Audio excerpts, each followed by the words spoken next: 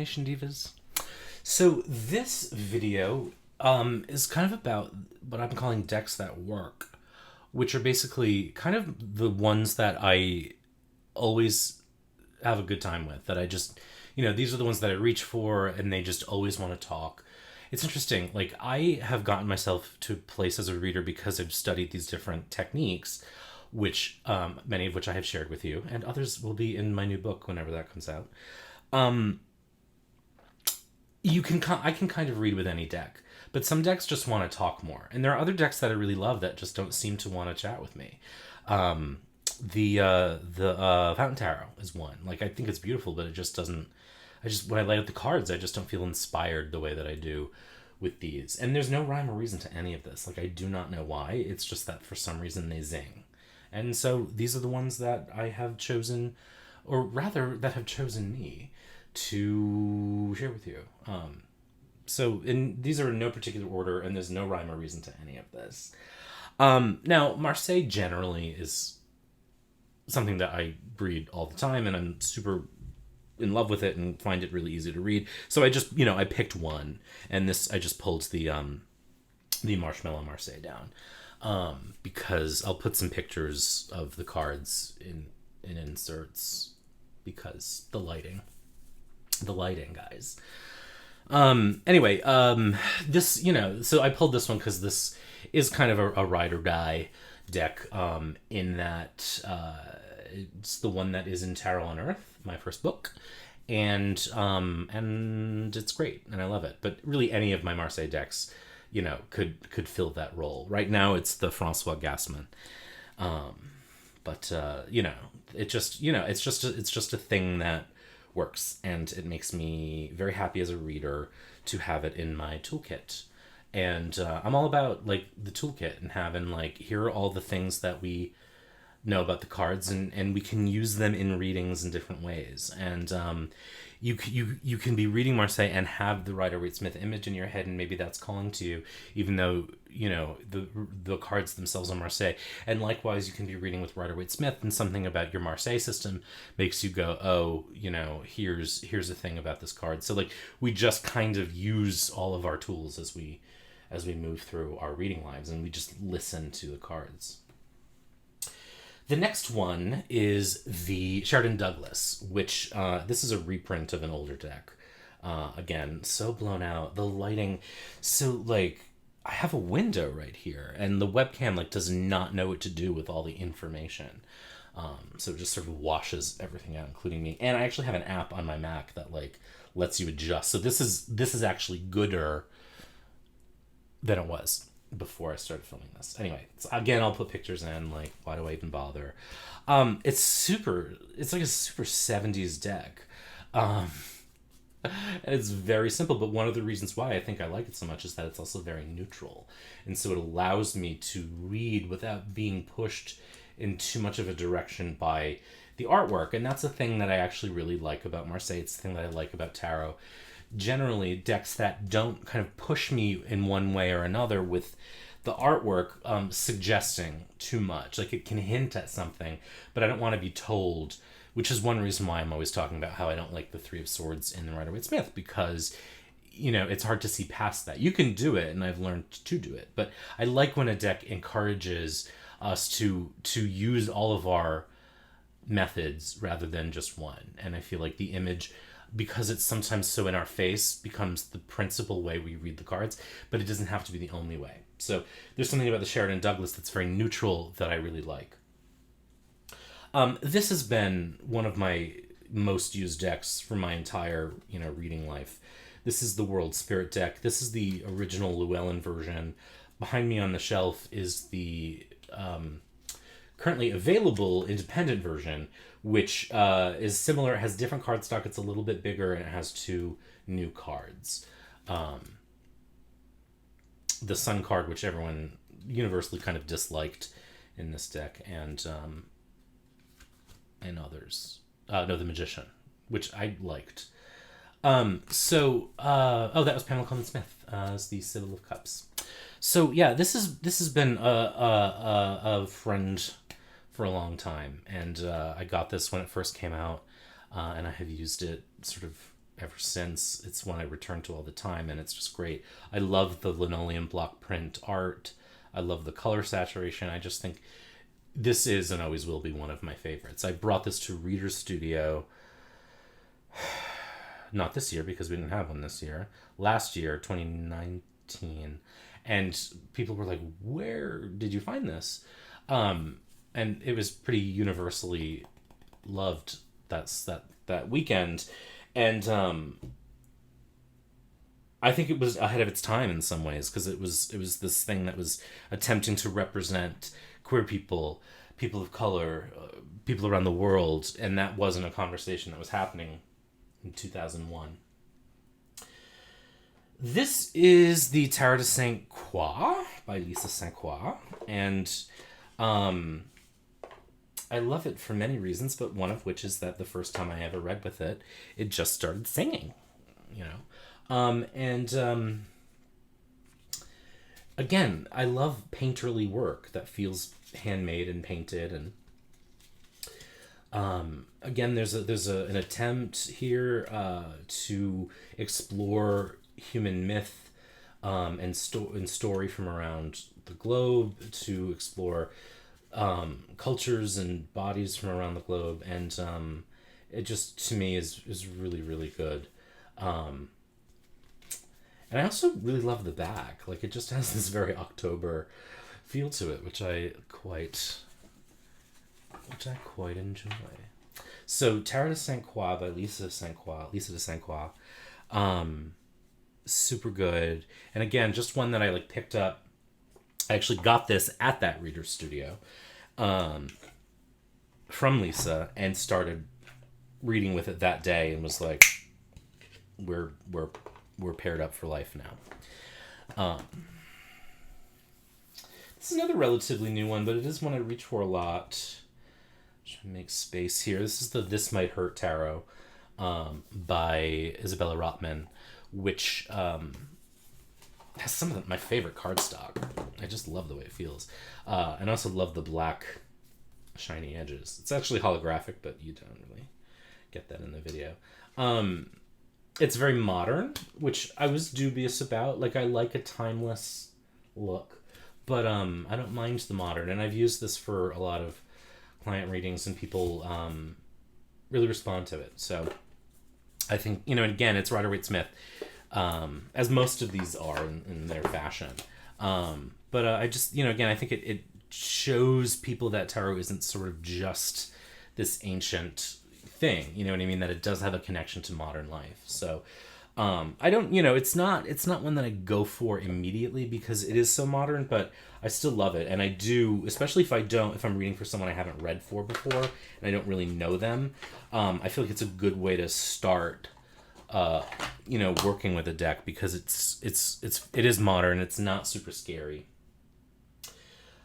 This is another one that, like the World Spirit, I got really when it came out and have loved it ever since, and used it almost exclusively for a very long time, or long for me anyway. It's the Shadowscapes. This never shows up good when I'm doing it this way. So again, I'll put in pictures, but just these watercolors and the movement, and it's actually a sort of a style that I wouldn't, not the art itself, but just sort of the what's the word I'm looking for? Like the sort of fantasy of it is not a thing that I normally go for, but I just, in this case, it just takes my breath away. And talk about music and movement. Again, it just reads so well for me. It was just one of those things that said, hey, we are paired up now. And this again is definitely a ride or die.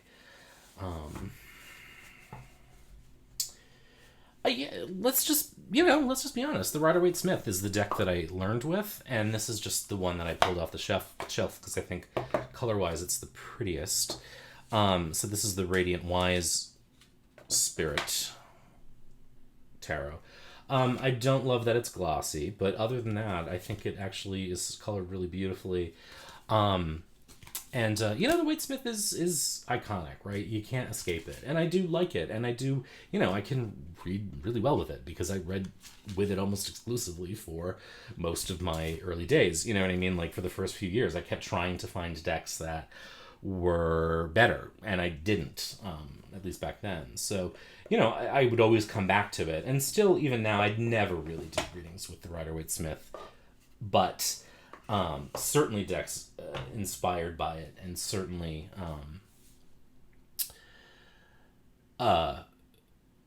it's informed my reading style. This is another one that I was kind of surprised, and I have sort of a really positive review of this one. It's not one I pull off the shelf very much, particularly because I think, you know, for a client reading, which is really when I read most, it's probably like a little jarring unless, you know, you've requested it.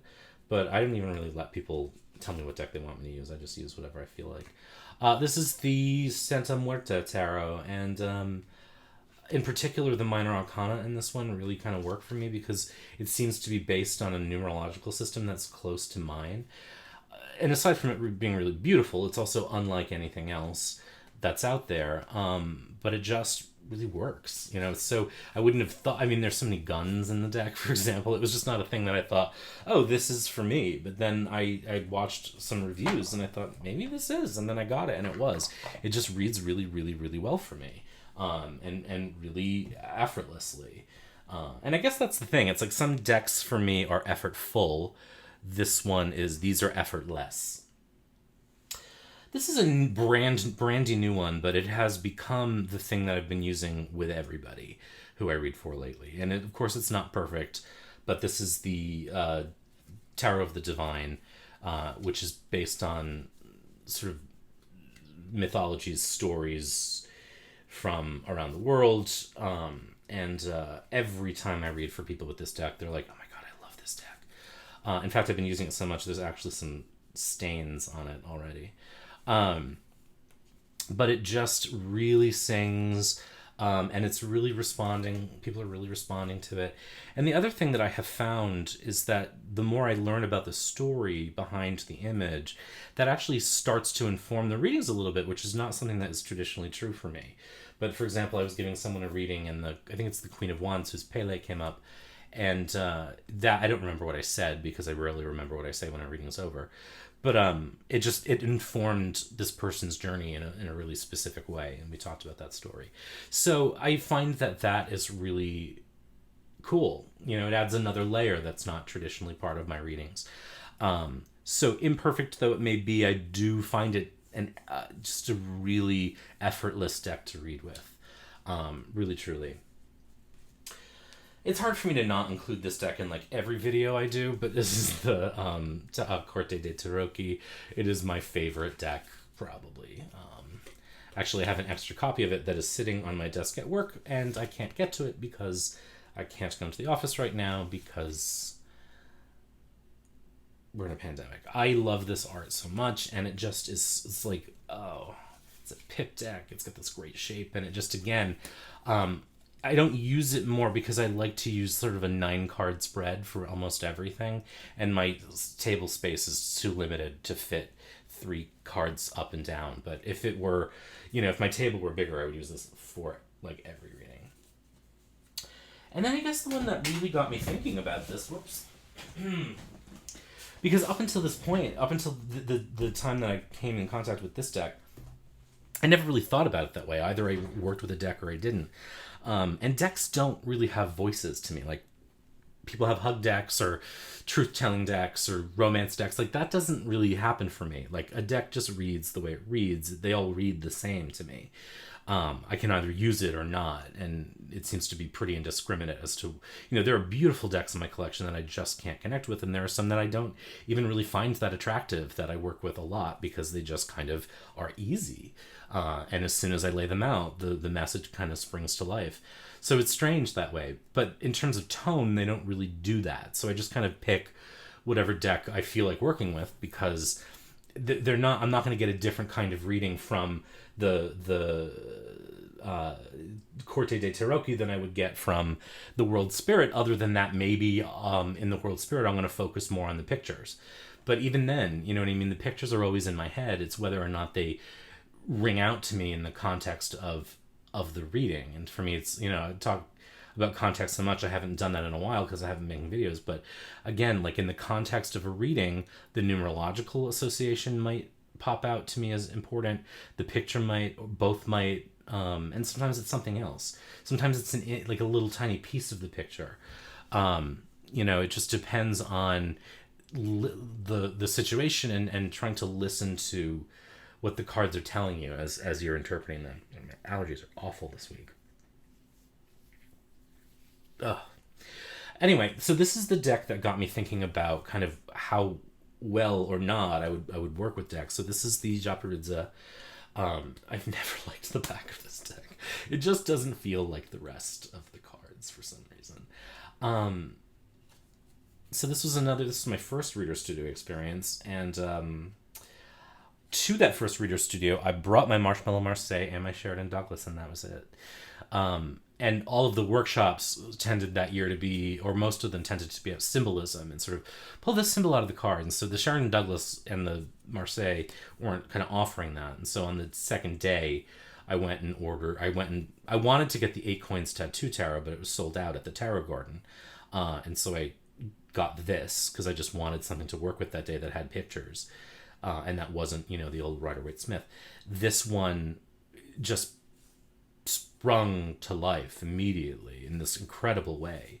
And I thought, wow, this is a really non-traditional, for lack of a better term. It's not conventional. But at the same time, it was just like, it just clicked. And so that's a quality that all of these have, traditional or no. They just immediately sprang to life and still do. And so this is probably the one that I use the most generally at this point. That is not a Marseille deck. I'm looking around for others. As I talk about a lot, I do tend to sort of go from deck to deck, and there are periods of time where I won't work with this, but it's always out and it's always available, and it's one that I tend to take with me when I go somewhere. It is a little large for large spreads, but it's small enough that I can still work with it. This was out of print for a hot minute, and it started going for a lot of money online, but US Game Systems has brought it back. It's the same deck, it's the same card stock. I would say the only difference is the guidebook actually has a pronunciation guide for the artist's name.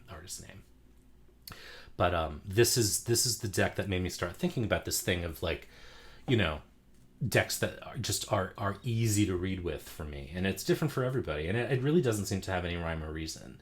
Like I keep saying, there are things behind me on the shelves that I would love to work with, and it's effortful. It's just effortful for me to try to pull a message out, and so I reach for these because they're effortless and they're all different. So it's just, this is an interesting thing. So I would love to sort of, what are your decks that work? Feel free to do a response to this. I'm curious. I'm very, very slow about responding and watching videos right now because life is very, very exhausting to me. It's just, work has been a lot. The world is a lot. And, I'm doing my best, but it also means that it takes me time to, I just went through my inbox. I was responding to emails back from March the other night. That's how behind I am on life stuff that isn't sort of immediately in my face. So yeah. Anyway, but share. I'd love to hear your decks that work, and why, or you can just put them in the comments. So be good, take care, and I hope you're doing well.